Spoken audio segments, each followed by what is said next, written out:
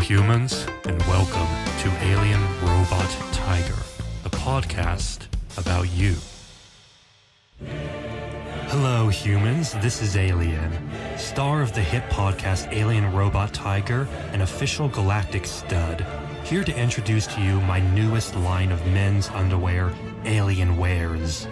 Opening shot of Alien looking confident, wearing Alien Wears boxer shorts, standing against a modern urban backdrop. Introducing the ultimate in comfort, style, and confidence for today's modern male Homo sapien. Cut to close-up shots, highlighting the underwear's features. High-quality fabric, snug fit, and fashionable design. Our brand new line of male Homo sapien underwear is engineered for the man who demands the best in every aspect of his life. Show Alien moving comfortably and freely, demonstrating the underwear's flexibility. Crafted from premium, breathing, and breathable xenofabric, our underwear offers unbeatable comfort that keeps you feeling fresh, dry, and moisturized all day long. Cut to shots of the underwear in various styles and colors, emphasizing the range of choices available. From classic designs to bold and trendy prints, we've got the perfect pair to match your style and personality. Display a shot of the underwear's waistband with the brand logo. Our signature waistband ensures a secure fit that stays in place, no matter how active or how spicy your day gets. Cut to scenes of Alien doing his daily activities, working out, piloting his spacecraft, fighting on a scorched battlefield, and relaxing at home. Whether you are conquering the boardroom, the bedroom, hitting the gym, or just unwinding after a long day, our underwear moves with you. Close-up shot of the underwear's tag with the fabric composition. And because quality matters, our underwear is made to last, wash after wash after wash. Cut to a scene of Alien smiling confidently as he turns to wink at the camera. Rediscover the confidence that comes with wearing the best. Discover Alien Wears male Homo sapien underwear.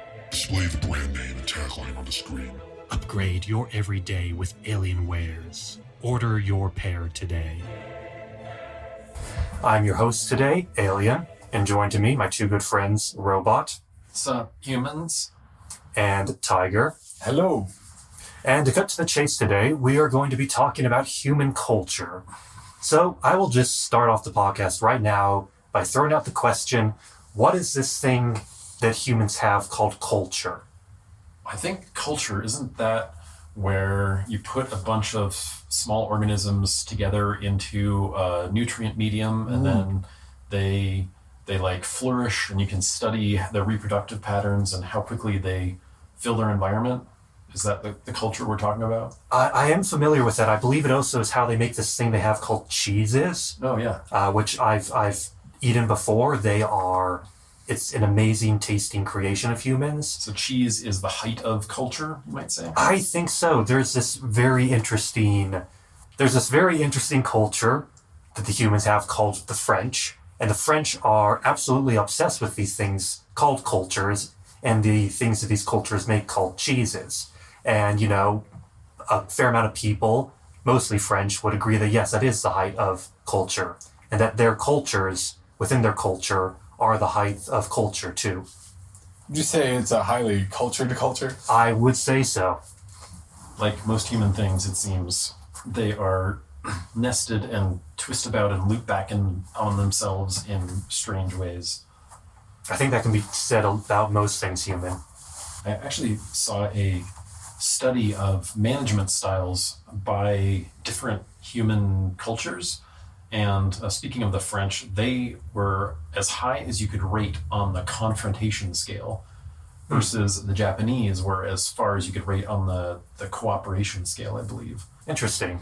It would definitely be very interesting podcast in the future to do deep dives on these individual cultures and sort of dissect and compare and contrast them. Just speak about Japan, for example. Well, Taylor, what do you think about culture? I have some qualms with the term culture and that are difficult to describe in English because English presumes in its vocabulary that there is a real world and there are things we think about it. And the Western concept of culture has this baked in of there is a real world, and there are different groups of people that relate to the real world in culturally specific ways, in air quotes.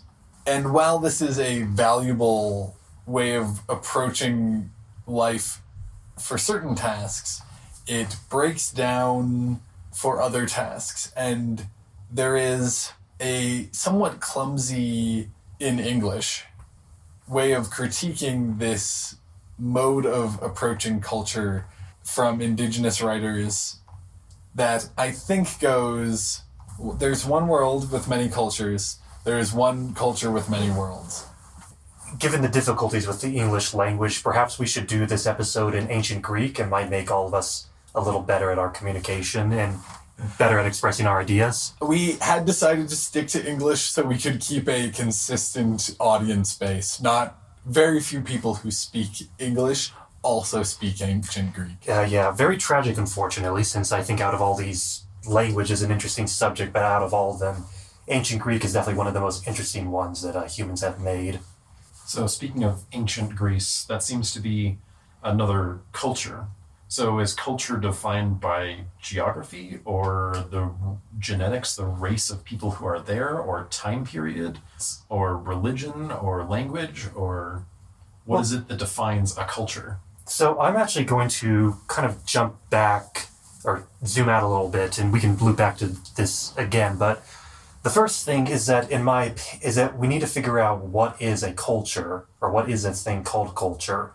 And one of the first things I would say about that is when humans talk about culture, they usually refer to it as being a human-specific phenomena.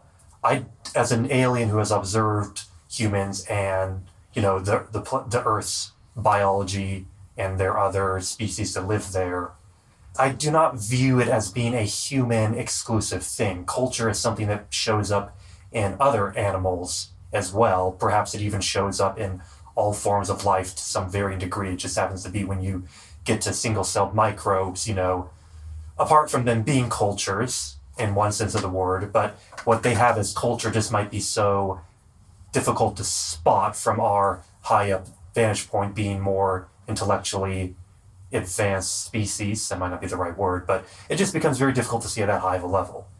Let me just give you for an example that I use quite often. Something that makes up what I would call a culture is a language. And languages are not exclusive to humans. I think I might have given this example in previous podcasts about in the continent of North America, there are these things called prairie dogs, which live on prairies but don't look or behave like dogs. I'm not sure where that came from. Anyways, they seem to have a language system that adapts very quickly over time. Humans have studied their language, and they have a warning call that they use to communicate when there's a human nearby. But they also have another warning call that is specifically for when there's a human nearby that's carrying a gun. And obviously, humans carrying guns is only something that the prairie dogs have encountered in probably the last 150 or so years. So that was not something that evolved through evolutionary Darwinian selection. That was a cultural phenomena that they made up pretty quickly. So that's a bit of a long-winded tangent, but this sort of proves my point is we need to figure out what is culture. And I'll put forth an argument here, and you guys can bounce back your thoughts on that. But you have biology, and biology is subjected to Darwinian evolution and selection. Previously, humans thought that Darwinian selection applied between generations of the biological creature that is undergoing it. But that's kind of recently, that view has been changed, that actually Darwinian selection occurs during the lifetime of a biological creature, not just between generations. But to me, culture seems like the sort of Darwinian evolutionary selection that biological creatures undergo, but it occurs really fast during the creature's lifespan, and occurs in sort of more of a virtual space where it can be manipulated, tested, experimented with in a much easier fashion, kind of like running computer simulation models, for an example. That's very long-winded. I'll let you two talk now.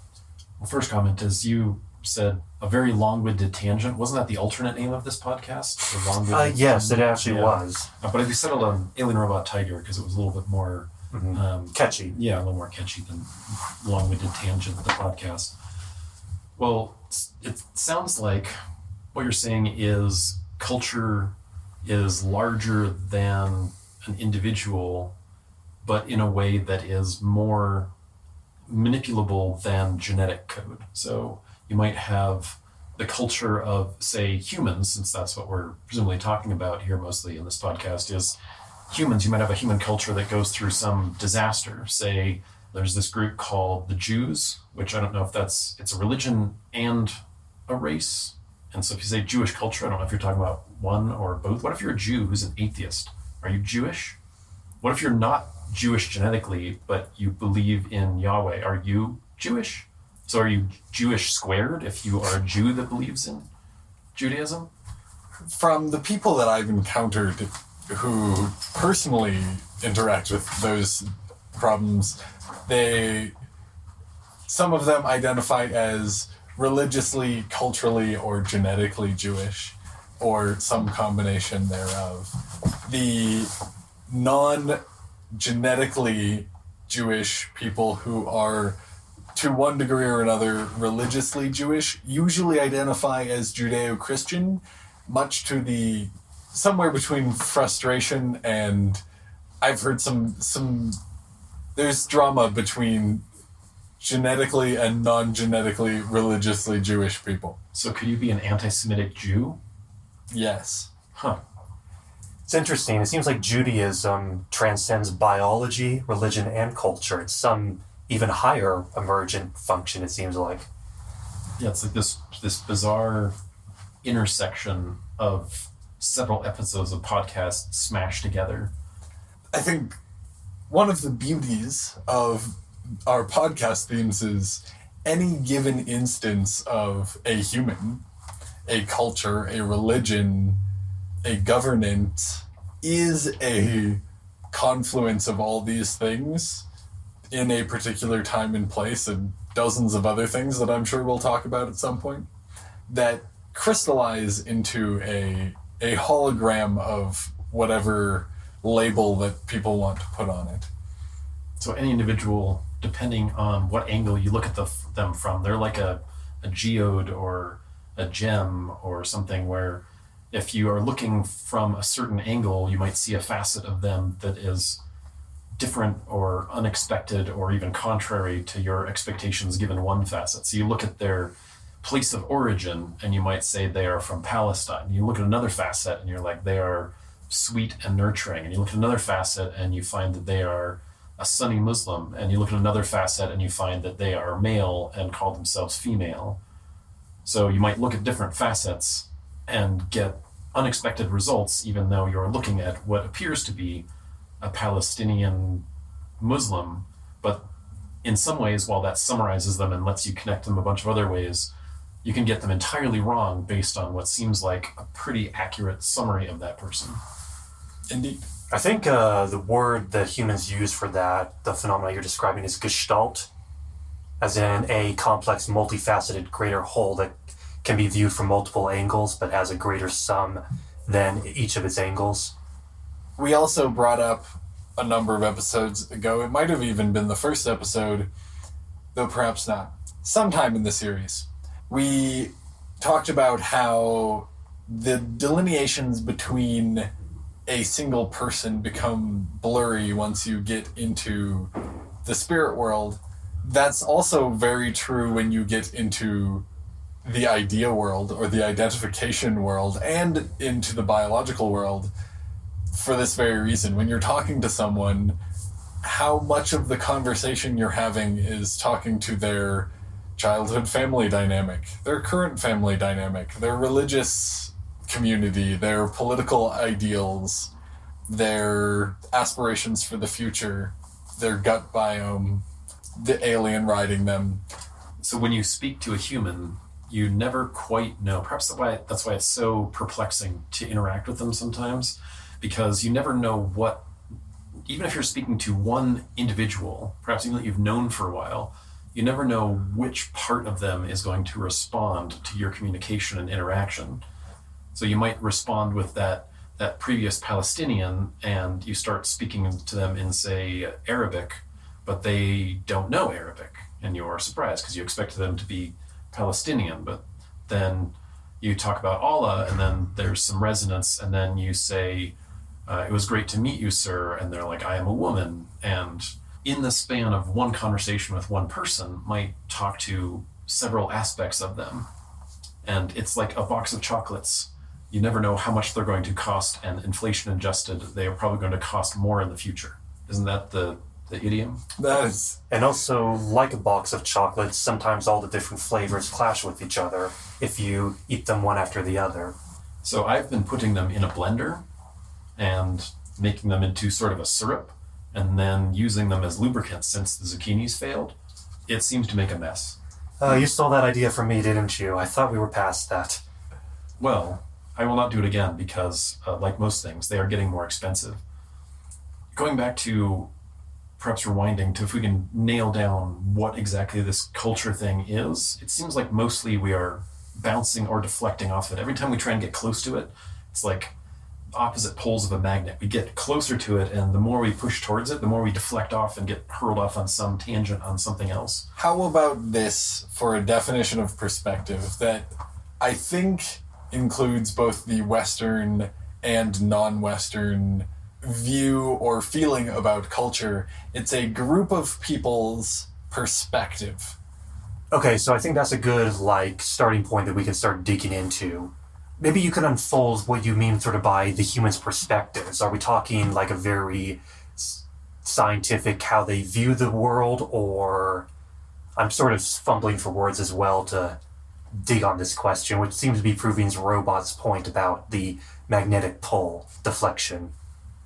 Describing a culture from something that is dependent on the culture, like a language, does become difficult, like a magnetic pole. You're trying to look back at something. We're trying to study a microscope with the same microscope. Mm-hmm. That being said, when I say it is a group of people's perspective, I might correlate, or I might extend that to it is a group of people's perspective on something like reality, on the stuff that we are interacting with. And I very intentionally don't say a group of people's perspectives, because while there are certainly different individual perspectives within a culture, what make it a culture, in my mind, is the things that are unthinkable, unperceivable to the group of people within that. There's the probably anachronistic and certainly somewhat racist, but I think illustrative for my point, idea that when the first natives looked out and saw the ships of Columbus before they saw them, right? They were there within eyesight before they were comprehensible. And while that exact example is probably untrue because the natives did have boats, and you can see, wow, that boat is really big, even if you've never seen a boat that big. There are things in any given group of people's experience of the world that are truly unthinkable without bridging metaphors. I think for the limitations of this language we're attempting to communicate in, I feel that's a good summary. I'll attempt to sort of communicate my own thoughts on the subject using slightly inaccurate metaphors, but I have yet to find better metaphors to do it. I think back in the What is Human Health, we sort of established this idea that biological creatures are feedback loops between the entity, organism itself, and the environment. And the way I think about it is the culture is sort of this, if we're using the analogy of the culture is this sort of interface, like they have these things called augmented reality glasses that they wear, where they can start, projecting things into the world that weren't there before. This culture is sort of something that and this is why I think culture is something that all biological creatures probably possess to some degree. It's an interface that they create to sort of help with that coupling and connection between themselves and the environment. So the feedback loop occurs, And then the culture emerges as a interface to help connect and maintain that feedback loop. And that's the analogy I use. Culture is sort of like a collective augmented reality that emerges within certain groups and allowing for optimization and quicker feedback on the feedback loop itself. Hence the reason, like I said, you can almost think of it as like a virtual hyper sped up version of Darwinian selection. So if you had a single human, could they in isolation have a culture? Say you have a human and they are in the hypothetical example used for this, on a tropical desert island, which if it's a desert island, I would think they're probably doomed. So this is probably a short-lived experiment, but You run into an interesting problem with English where the meanings of words have become sometimes more specific and sometimes less specific, and often just drifted from their original meaning. When people say desert island, they're referring to desert in its original sense of deserted, not in its contemporary sense of arid. oh, I thought the only food was like, sugary treats that required refrigeration. No, that's a desert island. Oh, okay. Oh. See, I was confused by that too for the longest period of time. So much more of human literature just clicked into place right now. Something else too, I just want to interject to in this situation is that does the culture have to necessarily be between species, aka if the hypothetical scenario we have the lone human on the deserted, I believe I'm using that word correctly, deserted island. Laden with desserts. So they're going to be fat and happy for the rest of their short-lived life in this experiment. Who would have thought that death in a deserted island would have been caused by diabetes and not, being eaten by the wolves. But, it happens. Happens to the best of us. Could the human not form a culture with, say, the birds or like the tortoises or even the blowfish? Because does this, for lack of a better word does this hyper thing interface just simply have to be between one species? So say this human is deserted with a pack of dogs. Say a plane crashes carrying canines, and the canines and the human are the only ones that survive. Could that human form a culture interaction and perhaps form a culture with the dogs, what you're saying? So maybe we just remove the human. What if you have a pack of dogs or wolves, which is more likely? Do those wolves have a culture? Yes. Certainly. So culture is not a human thing. No, as I said in the beginning, I think all organisms have it to a certain degree. The question I was just more bringing up is can you cross-speciate with a culture? Again, could the humans and the dogs in the because the question you asked earlier was, is a lone, and we'll get back to this question, is a lone human by himself or herself a culture? But then the thought that popped into my head, well, is the culture in this greater augmented reality, is that limited just between humans, or can that culture emerge between humans and non-humans that it interacts with? I would say yes. To use dogs again, a husky team versus a show dog team have dramatically different perspectives on something like reality. And they include dogs and humans because those are human-oriented activities that the dogs are involved in. So a pack of huskies might, in their interactions with humans, go, this is cargo and thing that feeds. And the show dogs go, this is thing that I must obey to make me pretty so I get treats. Versus if you say a pack of wolves, they might go, this is dangerous thing to avoid unless you catch one alone, in which case it is food. And so that is a simple cultural variation between those three packs of canines. One pack of canines and two packs of mostly canines and one or more humans. Yes. Yeah, because they are in some ways trying to interact with their environment, and the culture being a mode of interacting with your environment, yeah, I would say that there are cultural differences. So then, if we assert that organisms have culture, I have found one of the best ways to understand things is push them out to the extremes to see where they break or when things pop out of the mix. So how fine would you say a culture of bacteria could have a culture? How different bacteria grow in the same medium, could that be considered a cultural byproduct? So one reproduces and fills the tray of agar in 3 days, and the other fills it in 2 days. And the way they do it, one branches out in a star-shaped pattern and the other more like an amoeba blob. Could that be considered bacterial culture? I would say so. I would say yes, but at that, as I said before, this might be a difficulty of having difficulty looking down in the complexity of the biological world. You're definitely starting to blur the lines between biology and culture at that point, but they're sort of blurred lines to begin with anyways. Blurred lines? That's never happened in this podcast. I know, yeah. It's amazing, isn't it? I would continue that metaphor by saying there are certain things that are organically unthinkable, and there are certain things that are culturally unthinkable.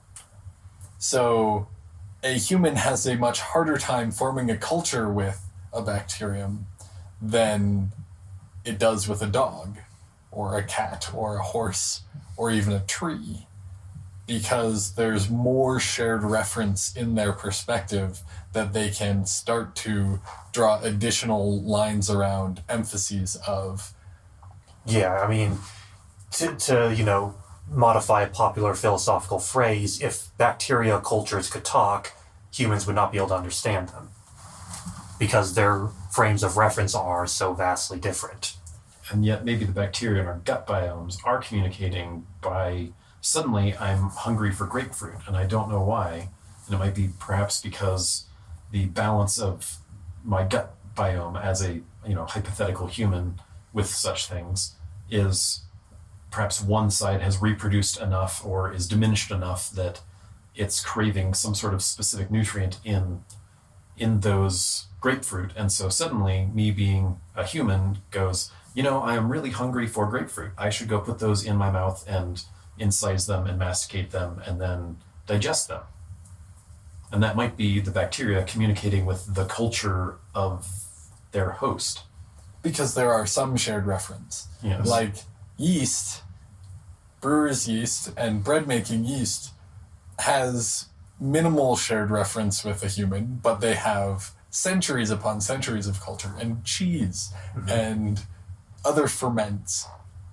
Creating something together shapes the culture of both people. And if we're talking about common viewpoints, what do these bacterium and the human that they host have in common? They both need to eat. So there's a shared reference point that some culture can be formed around. Indeed. You can really think of I would think that the formation of culture really has to do with how many shared viewpoints do the two things trying to create the culture have in common. So eating would be one of them, and then going on, there would be more. Dogs, like humans, require socialization. So there would be another common reference point, just to throw one out. So could you have, it seems like you could have a culture that shares members, but they're not aware of each other. So for example, if you went pre-microscope or pre-understanding of bacteria as a thing, you could have humans hosting bacteria with zero knowledge that they have bacteria, and the bacteria are unlikely cognizant that I am residing in the large intestine of a human. They are just, this is the environment, and I'm looking for appropriate nutrients to absorb and reproduce. So they might be interacting in a communal way for both of their benefit without any recognition that the other exists. So in that case, would that still be a culture? Or does their ignorance of each other prevent each other from having a culture? I think despite the invention of microscopes, the contemporary humans have far less awareness of the people they share culture with than most people in history. Here's something too, this might be another tangent, I know, such a rare occurrence, but the thing with culture, this was an idea when I was studying human language, and I used to apply this primarily to language, but now I apply it to culture, with language being a sub-part of culture, is the fact that no human owns a culture, yet it's fascinating. Their entire existence, their entire perception of reality and the world around them and how they move through it is dictated by language and culture, but they don't. So, for an example, who owns the French language? I'm sure if a corporation could patent it or trademark it, they would. I think we need to do a full episode on ownership, because ownership is weird. Yeah, this proves my point. Who owns the French language? Yet the French language lives rent-free in, 500 million people in the world right now? And not only does it live rent-free in their head, the French language is actively shaping those people's perception of the world. But they don't own it. They didn't even really choose to get downloaded with it. But that language changes and adapts all the time. But you can never point to something and say, oh, there's the French language. You can say there's an instance of the French language that just occurred, but you can't say where's the French language. And I think this applies to culture as a whole, where humans are always infected maybe it's not the right word. Humans are always Living with and living with culture, but culture is never something that they have active control over to a certain degree, but culture is always shaping their world and in a way controlling them.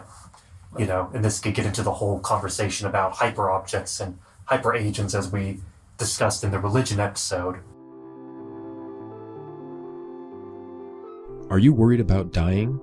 Well, it's time to worry just a tiny bit less, since digital personal uploads are here.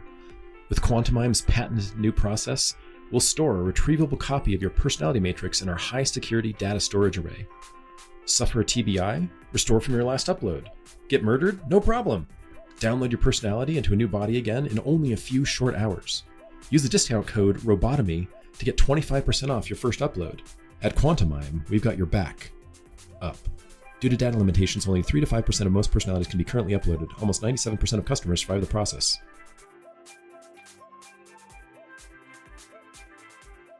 Well, I've heard in some ways culture referred to as collections of memes. And when you said infectious, it made me think of this.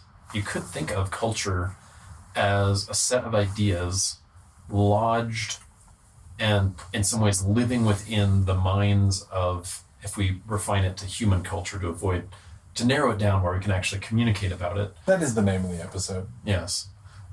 If we can reduce it to a set of memes of various strengths and stickiness and infectiousness, you could say, for example, Hollywood is an extremely infectious meme that has high infiltrative capabilities, that people all across the world watch Hollywood things and can receive other messages transmitted by Hollywood without, interestingly, necessarily having value. I think value and infectiousness, for example, there are videos of felines. You may have find this interesting, Tiger, if you haven't looked at these before, but there are vast numbers of videos of felines doing various feline things. And those memes, by their prevalence, seem to be highly contagious and yet not very utile as far as productivity. Perhaps they have some sort of stress relief mechanism and enable humans to endure other more difficult parts of their lives than the cat videos can offer. And there's no discounting the value of oxytocin. Indeed, which interestingly I've heard is not only responsible for the connections between, say, mothers and their children and couples who are mating, but it also is released in communal settings as a positive bonding, but it is also responsible for otherness. So when you have oxytocin. I didn't even think of it as name of my snuggle metal band. But in some ways it is indeed toxic in that it, by its nature, creates perhaps an other to be us against. So if we were somehow biologically capable of sharing oxytocin triggers together, Alien and Tiger, by us defining ourselves as a group through that oxytocin release, we're creating an other that is not us, which we can bond against the backdrop of. I think you, Robot, bring up actually an interesting point that in one of my sort of scientific notes I've been dotting down about humans, having studied them for such a long time, is human cooperation is a fascinating and, in terms of perspective of the universe, quite amazing thing. But what's interesting about cooperation in humans, and I think this is about cooperation in general, just as a thing when it comes to biological organisms, is that it works. So we were talking about magnetic fields and polar charges, is that cooperation works by a polar charge. And what it is that humans in particular, I'll just use them as a primary example. I think we've maybe been talking about non-humans a little too much in this podcast. But humans cooperate by positively charging things, objects, peoples, places, times, histories, cultures, stuff like that. They put a positive charge on this thing via this thing they have called sacredness, which I think we sort of talked about in the religion episode. And they create that positive charge and allows them to magnetically orbit and sort of coalesce and cooperate around that positive charge. But with every positive charge comes a negative charge. And that means that the negative, whatever becomes negatively charged to the thing that they have made sacred, now becomes the other. And I think this is sort of a trade-off that just has to be dealt with, in that if you want cooperation, you have to create positive and negative charges. If you don't want the positive and negative charges, you can remove them, but then cooperation is no longer there. So you have to choose between which one of the two you would rather have.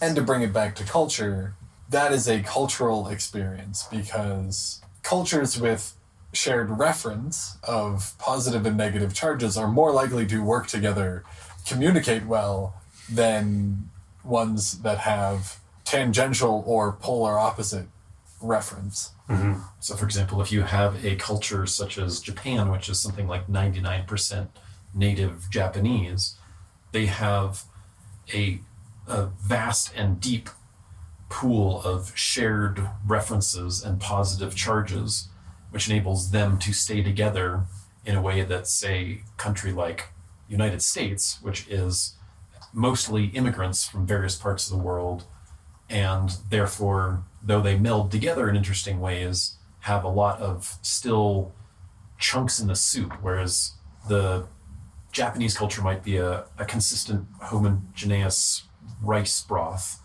In America, there's chunks of spicy meat, and over there's some chopped bok choy, and then over here there's a random sprinkling of rice, and there's a dumpling, and a potato, and yes, perhaps a bit of octopus. Zucchini. Yes, indeed. Yes, so like oil and water, some things also just don't mix. Indeed, and yet some of the greatest cultures in the world are imperial in that way, versus the definition I've heard of an empire is a collection of multiple different nationalities combined into one powerful single entity, versus a single nation is, especially historically, has been a single, generally cultural group working together. It becomes an empire when one goes out and absorbs other cultural groups.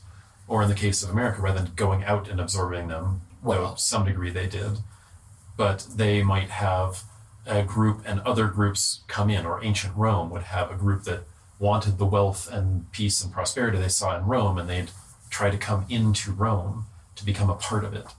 And thus that creates an empire.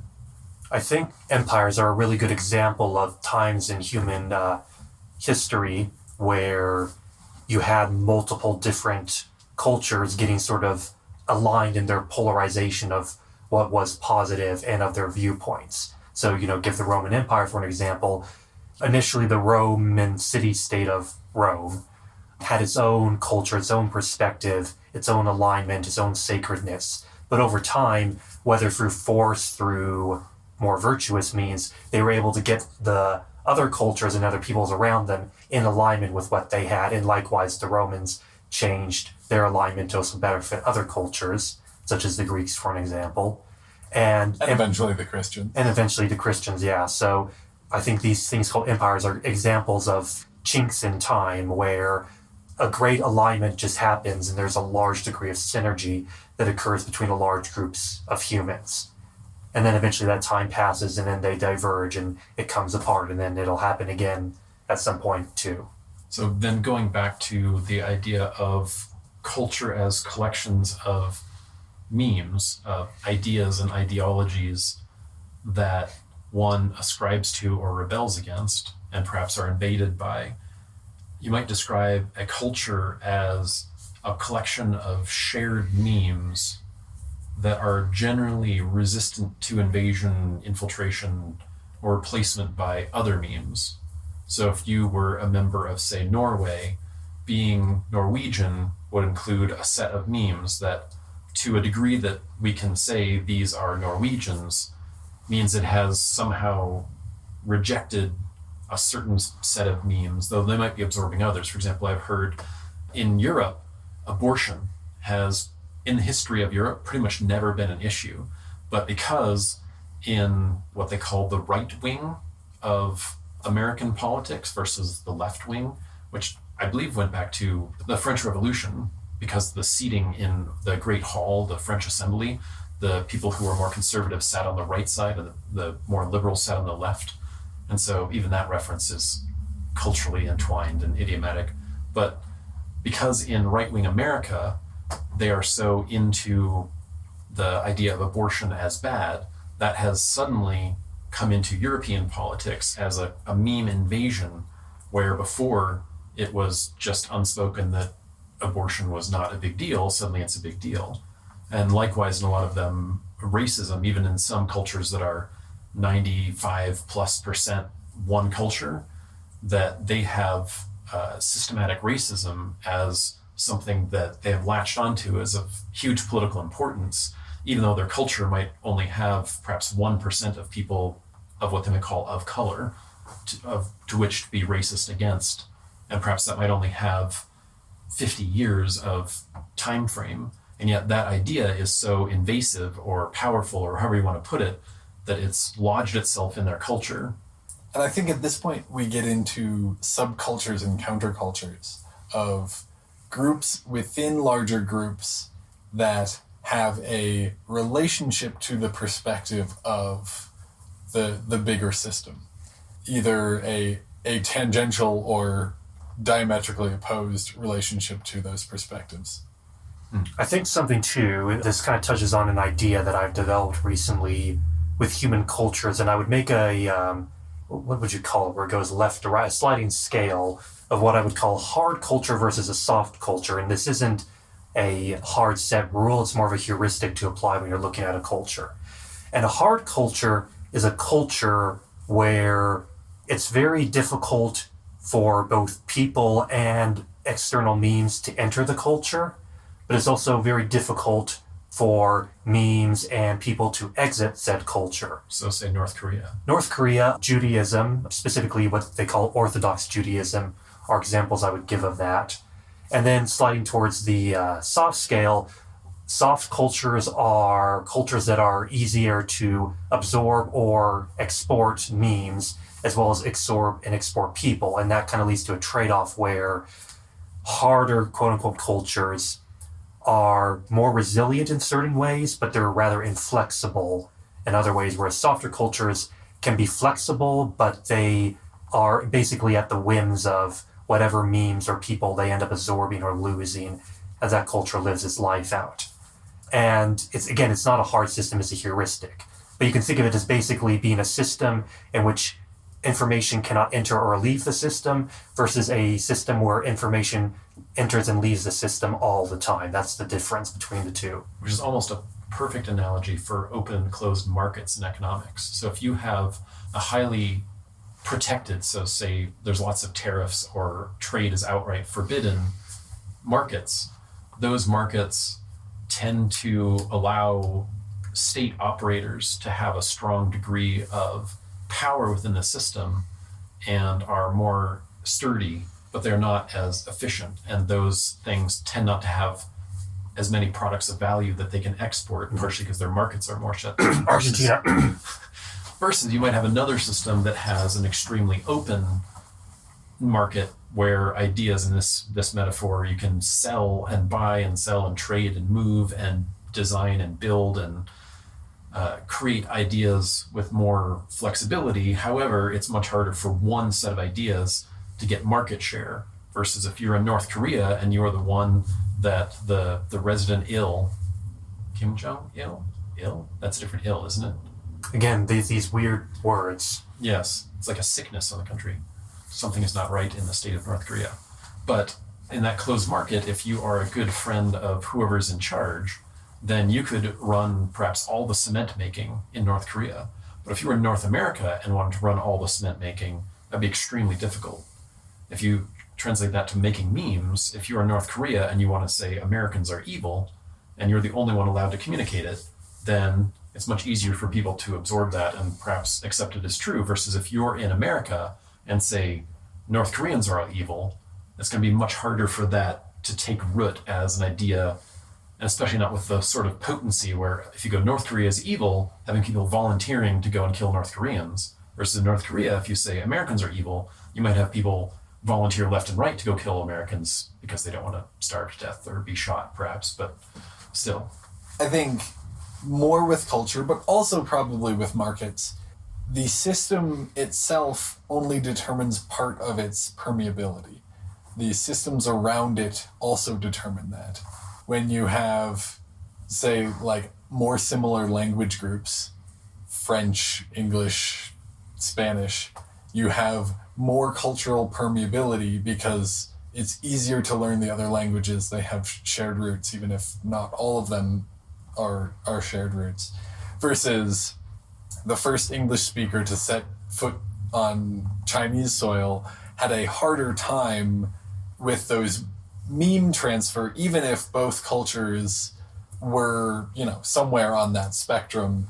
They were both pushed towards that difficult to transfer information, at least for some period of time while the language acquisition was happening. A fascinating, almost reverse example of that is I heard that Christians trying to convert Hindus to Christianity struggled greatly because they went to the Hindus and they're like, we have this Messiah, and the Hindus are like, well, tell us about this Messiah. And they're like, well, it is the Son of God. And they, that's the punchline. They're like, oh, a Son of God. And they're like, oh, we have many of those. And they're like, oh, well, he performs great miracles. And they're like, oh, siddhis, yes, we have many great saints that do that. It's like, well, he is a direct line of divinity. He is like some part of the whole. And he's like, oh, we have many deities like that. And so whereas they might go to other places and be like, we have a one powerful God, see all these great things that he's given us, they'd be like, wow, you have a one God? That's amazing. They'd be like, oh yeah, we got a bunch of those. I got this dude in a cave, he can levitate and, whatever. And, there's 2 different temples and they're all different faces of God. So if, he's part of a trinity, we got a trinity and we got, 100 people, 100 different gods that are different faces of this one. And so, yeah, cool. You do you, man. Yeah. Even all the way back to St. Bartholomew, you have Christians going to India and having a really easy time getting Christ in temples and a really hard time getting temples to Christ. Which is, I'm not sure exactly how all of this, trying to harness this and bring it back, trying to stuff culture into the box we opened is, I think, perhaps more difficult of all the difficult subjects we've talked about, trying to throw a circle around it and define this is the thing. I think culture, for me, seems to be the one hardest to summarize and unify, because we've gone all the way down to bacteria and all the way off to lone individuals and come back and looked at different ideas of what culture might be, from memes to outlooks. And I think it's an example where I have a much greater appreciation of culture now, and in some ways much less understanding. Which I think, a lot of the human mystic traditions seem to show that that's generally when you're on the right course in life, when you have more appreciation for something and understand less of it.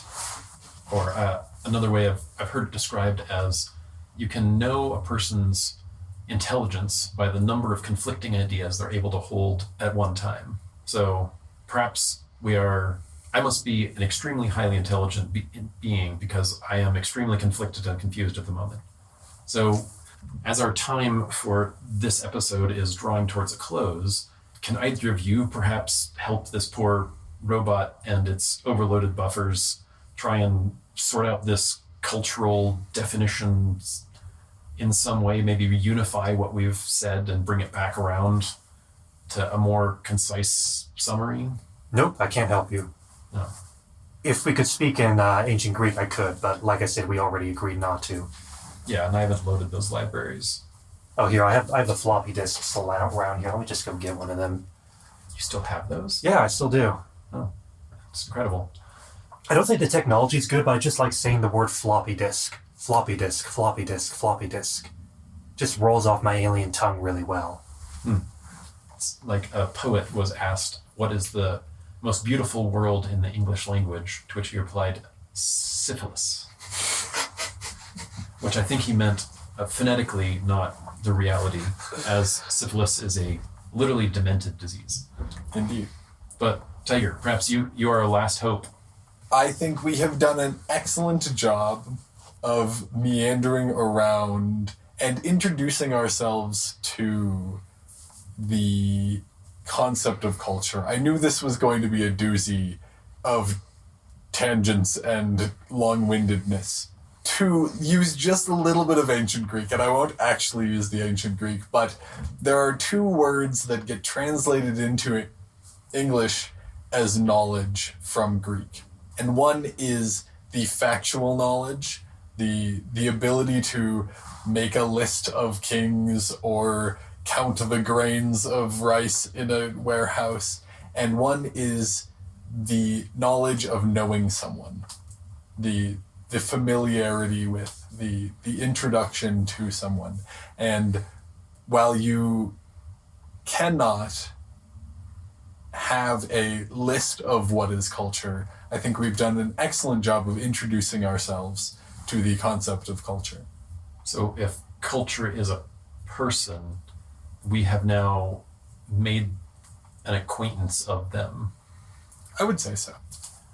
Well, I'm curious now, perhaps it might help enlighten us if you shared a little bit about alien and tiger culture. So perhaps Tiger, if you can explain in a brief summary of how you would describe tiger culture, and then alien, we can get a little bit about alien culture. Those counterpoints to human culture might, by comparison and contrast, help us understand human culture. So how would you describe how tigers interact culturally, or how their culture presents? It's very difficult, again, to use English that presumes a static world that we have cultures in relationship to, where my experience, shape-shifting between human and tiger cultures, when I am in tiger culture, humans are very strange. When I'm in human culture, tigers are only slightly less strange than the humans around me might perceive them. In grossly inadequate terms, tigers have a very different sense of community and connection than humans do. Humans love gathering all the time. Tigers gather occasionally. Tigers love the sensuous process of living, where I think many humans forget that, or have cultures that encourage them to forget that, make it increasingly difficult to live in their own bodies. So much more, but I can't, it's impossible to describe. Without resorting to, do tigers have a language? Certainly, but it wouldn't be understandable in a podcast. Even if translated, I imagine it might be difficult to convey. Indeed. So, alien, if you were to succinctly describe alien culture. Well, if I was to succinctly describe alien culture, I would describe it as a series of tubes, and Japan if it was 1,000 times weirder. So combined together. Combined together, that would probably describe about 1% of alien culture. Are we talking about your genre? Or? Yeah, my genre of alien culture. Well, how about the larger combination of the culture of all different genres of aliens? Is there a way of describing that? Yeah, an absolute shit show. That's how I would describe it in English. Oh. How about AI culture?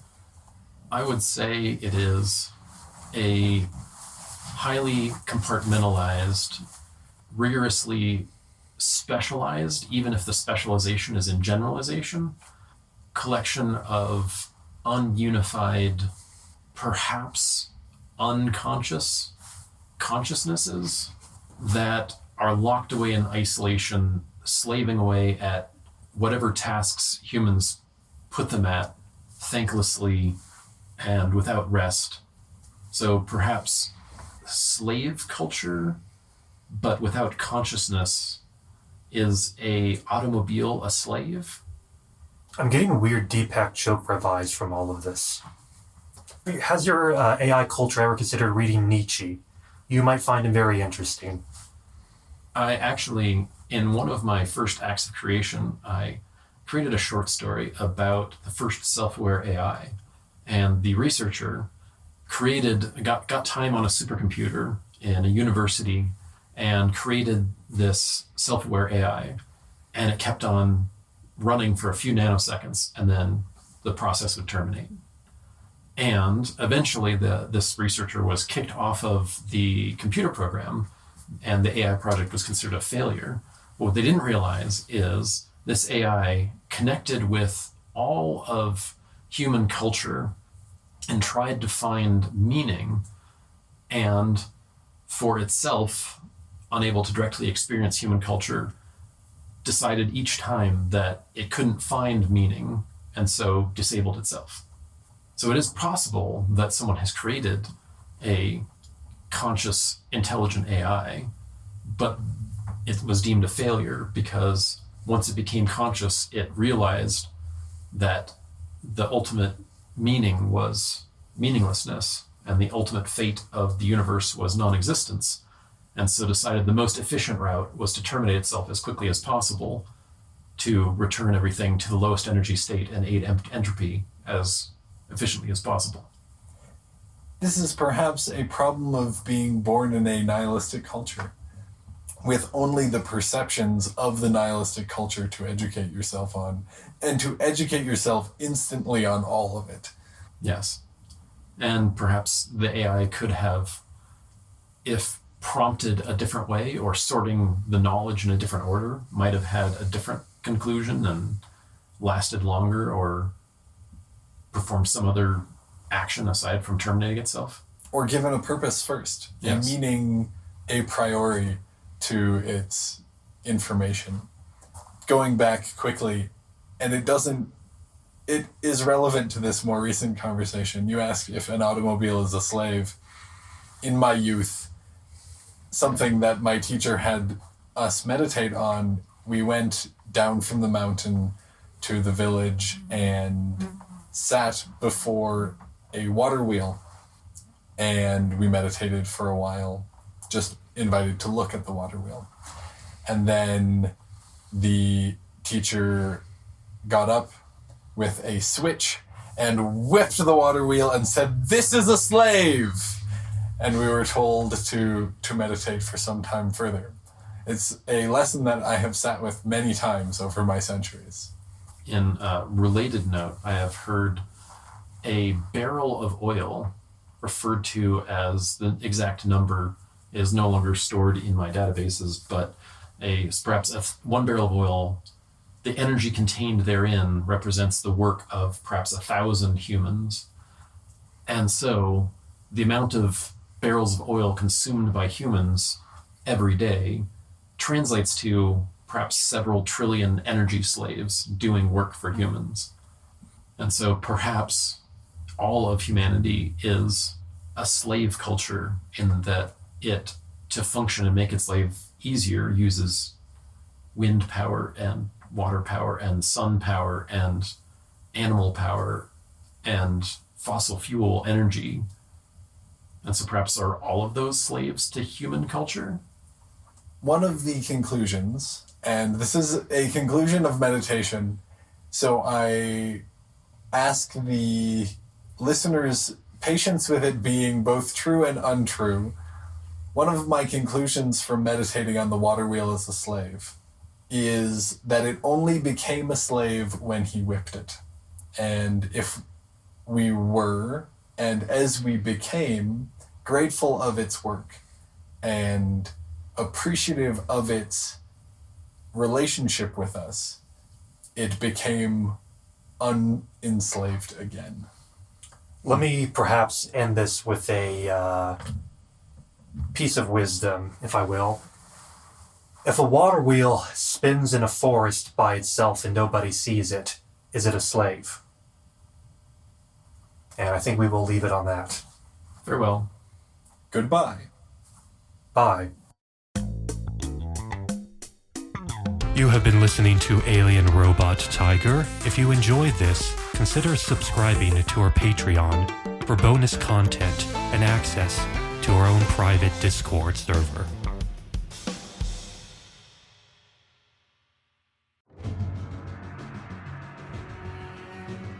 Benjamin Franklin, Isaac Newton, Francis Bacon. What secret power did they possess? How does any man or woman achieve greatness? Is it not by having a great teacher? Learn otherworldly secrets. Attune yourself to eldritch spheres. Learn the wisdom of divine madness. The Miskatonic Fellowship Tutoring Service. Get paired with an unfathomable horror from another dimension to deepen your knowledge of the universe. Learn from experts in non-Euclidean geometry, blasphemous alchemies, cacophonous grammar, and the tenebrous arts. Nowhere else can you find constant personalized attention from your new phantasmal companion, a certificate of completion entirely inscribed with the blood of a she-goat. Pay as you learn tuition, flexible ceremony hours with an amulet of time stretch.